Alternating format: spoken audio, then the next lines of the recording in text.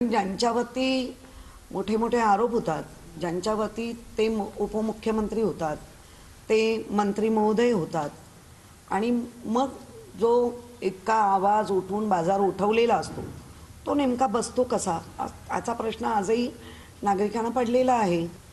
आणि नेमक्या फक्त शिवसेनेत जे उद्धव बाळासाहेब ठाकरे यांच्याबरोबर ठामपणे उभे आहेत त्यांच्याच मागे बरोबर यंत्रणा आहेत.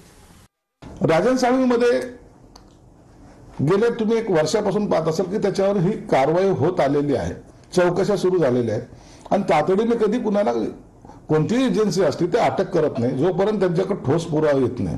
जर केलं नसेल तर तो निश्चित बाहेर येईल. त्याच्यावर जर आरोप सिद्ध झाला नाही तर त्याला अटकही होणार नाही आणि त्याला बाहेर सुद्धा तो येईल. पण जर काही केलं असेल तर मग त्याला कारवाई ही फेस करावी लागेल. ही कुणाला आसूड बुद्धीने केलेली कारवाई नाही.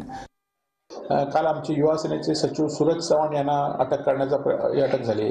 आज आपले राजन साळवी, खरं तर त्यांच्यावर एसीबीची गेल्या वर्षभर कारवाई चौकशी सुरू आहे आणि ह्याच्यावर यानाकालीन धाड या ठिकाणी टाकण्याचा प्रयत्न झाला.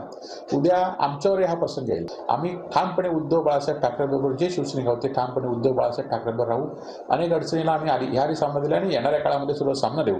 आणि निश्चितपणे संपूर्ण महाराष्ट्र बघतोय ही लढाई आता महाराष्ट्राची उद्धव ठाकरेंची नाही, आमची नाही किंवा शिवसेनेची नाही. ही लढाई आता महाराष्ट्र विरुद्ध गुजरातच्या व्यापाऱ्यांची आहे आणि त्यामुळे या लढाईत आम्ही निश्चित जिंकू. इकडे धाडी पडताय, कोणाकडे नोटा सापडताय. आता खोके म्हणणाऱ्यांच्याच घरी खोके पडताय, सापडताय, त्याचा आमचा काय दोष आहे?